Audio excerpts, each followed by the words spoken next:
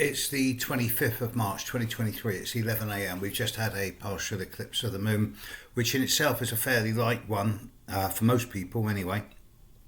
But it's the build up to the big eclipse on the 8th of April, which is going to be quite a big one for a large number of people. But we'll talk about that another time. I want to talk about the British royal family. This is a subject which I know a lot of you will now be switching off because you'll think, I'm not interested. Fine. A number of you will be interested because they've been in the news recently. I would ask if you're going to post comments on this, and I'm not going to turn comments off, but I'm not saying be kind. Be as critical and objective as you like, but don't be nasty. Otherwise I'll ban you. Simple as that. I'm looking at the horoscope of the four major players in the royal family and trying to gain a consensus as from an astrological perspective as to what's going on and what's coming up. When I look at the horoscope of Queen Camila, and I still have trouble saying Queen Camila, not because it's a derogatory term or I'm critical of her, but it's just because I've been so used to Queen Elizabeth for 65 years. With Queen Camila, she's a Cancer Sun, Cancer Moon, Leo rising. Strong potential in her horoscope with Venus and the Moon together, strongly square Neptune. I've always considered her as being someone who likes to live in the shadows with all of the 12th house in her chart. She likes to be in the background. And with the square from the Moon to Neptune, it's common in the charts of people who seek escapism through some form of addiction, whether it's through chocolate or sex or video games or alcohol or narcotics. I've always been a little bit cautious about delving too deep into a chart because I've suspected there's a lot there that is private and possibly, with that Moon Venus square Neptune, a bit lightweight or insubstantial. I have been proved wrong. In recent months, she has come to the fore. She does have Leo rising after all. And she's actually proving to be solid as a rock, mainly in the name of her husband. I do note, however, that next year Pluto will pass opposite her ascendant. Queen Camila has Leo rising, as does King Charles, as does Princess Katherine, Kate Middleton. Charles's ascendant is very close to Camilla's. Camilla's ascendant is 3 degrees of Leo, Charles's is 5. Pluto will pass opposite both of these in the next year or two. Charles' chart is possibly the most difficult of all of the four royals that I'm looking at. He's a Scorpio with the Moon in Taurus and Leo rising.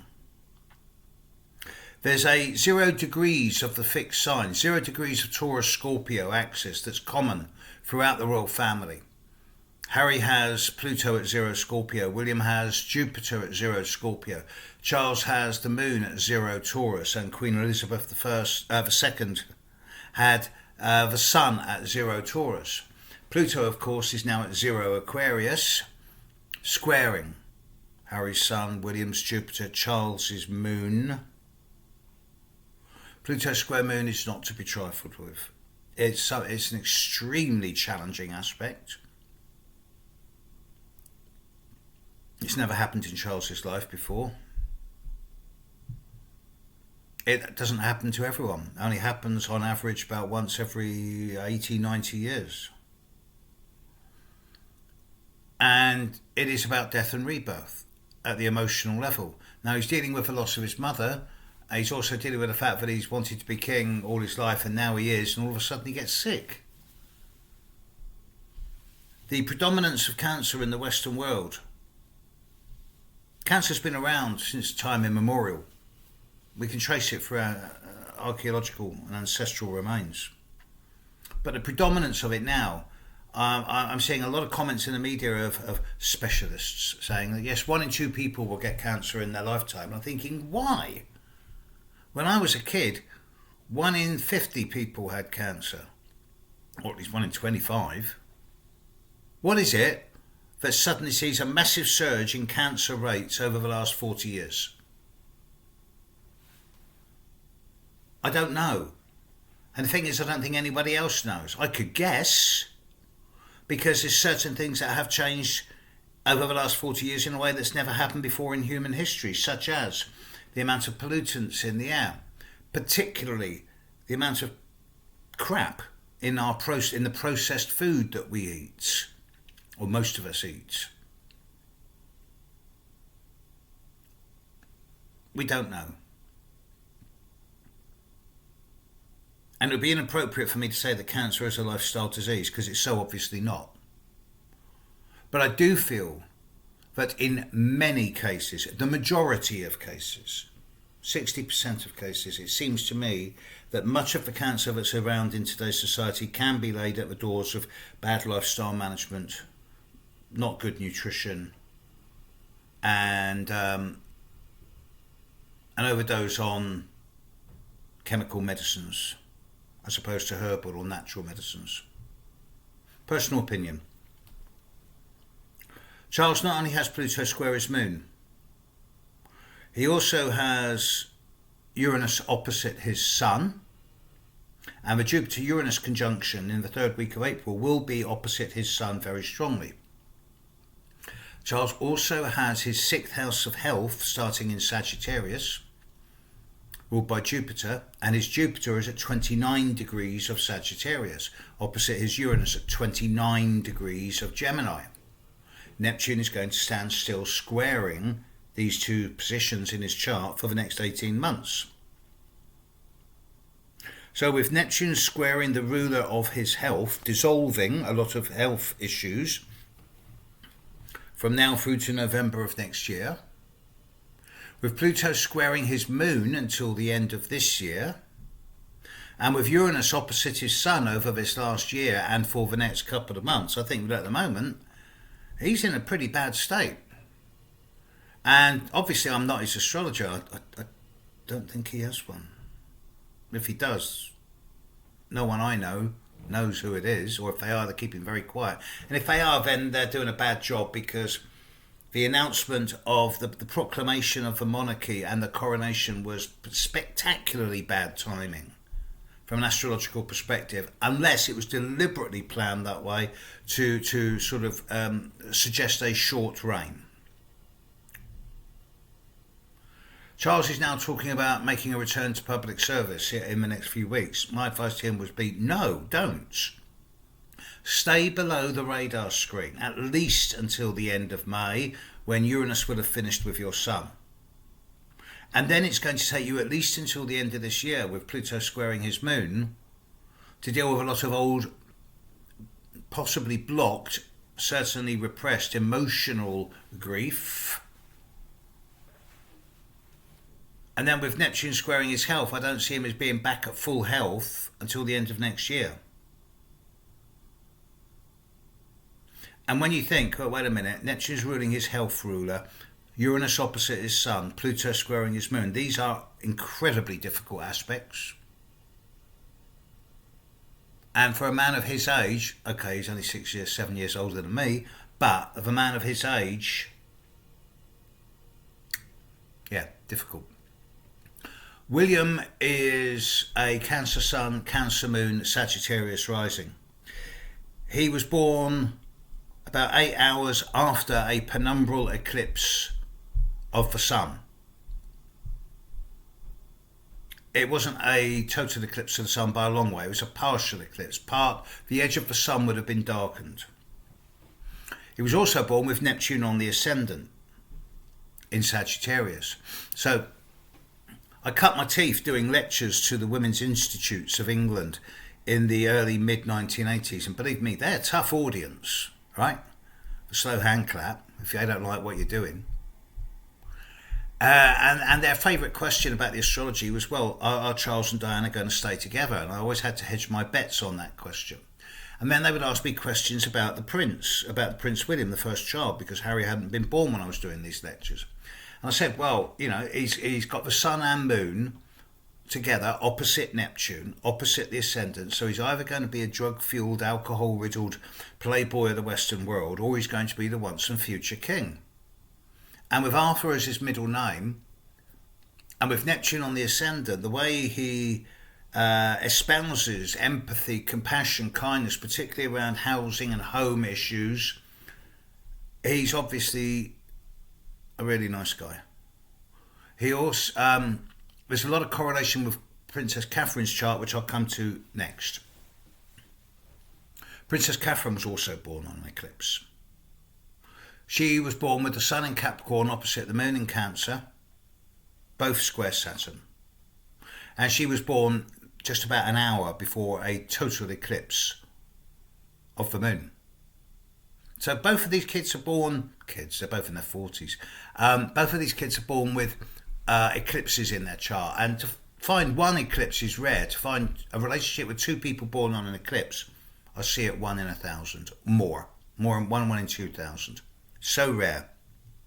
But eclipses are, there's a degree of strength about them, not strength in terms of stamina or resilience, or strength in terms of challenge or problems, but there's a sense of purpose. When you see horoscopes with eclipses in, these people have a sense of purpose. And you'll know if you're born on an eclipse, because if the Sun and Moon are conjunct or opposite, if it is new moon or full moon at the time of your birth, or within a few hours of your birth, and the Sun or Moon is conjunct or opposite the North Node, then it's an eclipse. Catherine was born with the Sun opposite the Moon, square Saturn. Saturn rules Capricorn, which is her sun sign. It's also the ruler of her health. Now, most astrologers would say, so she's born with the Sun and Moon square Saturn, and Saturn rules her health. And the eclipse on the 8th of April is going to be very strongly square her Sun and her Moon, and opposite her Saturn. This is not looking good. And I would understand why most astrologers would say that. I would disagree. People born with the Sun square Saturn and the Moon square Saturn, they're born old, and they get younger as they get older.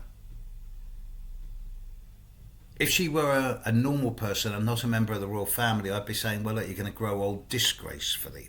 And I expect she will grow old disgracefully in a way that very few people will see. She has old bones. Having said that, the current situation is extreme from an astrological perspective. I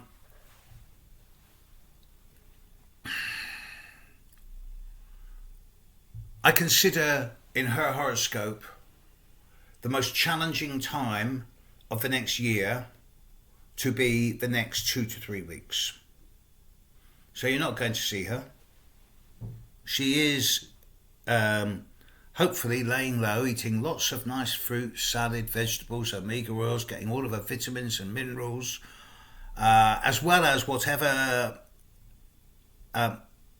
allopathic medicine she feels is best for herself. She would have the best advice in the world.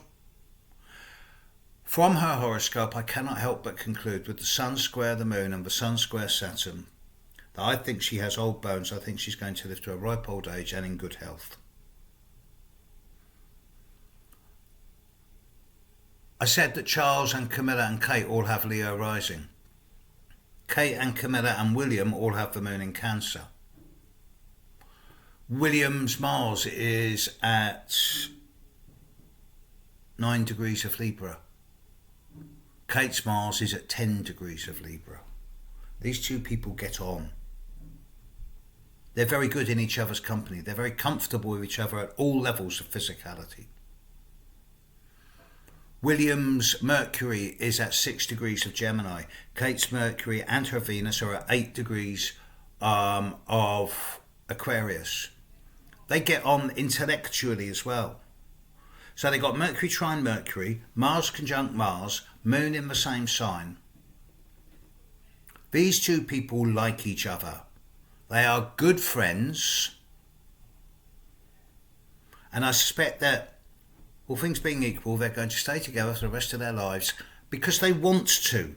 Not out of duty or responsibility, and not out of pressure. I think they genuinely like each other.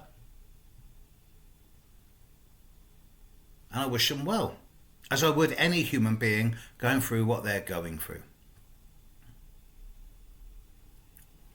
I note that next year,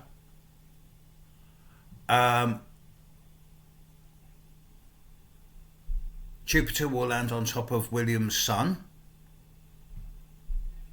Wouldn't surprise me to see him become Prince Regent in, say, June, July of next year. Not King, but Prince Regent. I do expect Charles to take more and more of a backseat. If he were 10 years older, I'd be much more worried about his mortality. None of these people, unless you ascribe to the type of philosophy that I ascribe to, whereas I don't do death, I just do transition of consciousness. It's life after death, therefore it's life before birth. On that concept, then yes, as souls, we volunteer to come here. We have mission statement, purpose, we volunteer to come to planet Earth. And I think that in that way, it could be said that these people volunteered for the roles they're in now. And the fact that the two younger ones were born on eclipses does suggest something like this is happening. But at a conscious level, this isn't going to permeate into their day-by-day stuff. They're not going to be thinking like this. This is for old people like me who have been around a long time to come up with these philosophies. They're just normal people who happen to be born into positions of responsibility. It could happen to anyone. So yeah, I wish them well. And the astrological indications are that William is going to thrive. Catherine, I'm 95% certain, is going to thrive. Charles, not so sure. Camilla, strong, much stronger than I thought.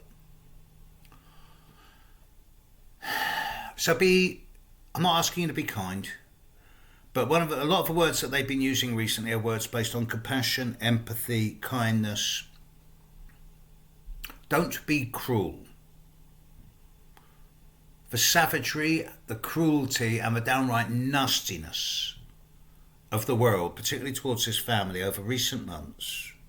And I've seen some of the videos. Oh, Kate's dead, here's the photos. It's just certain commentators in the British media. I'm not going to denigrate myself by naming them. They're odious. They're despicable. So if you're going to comment, fine. You're welcome. Don't be cruel. Catch you later, world. Bye.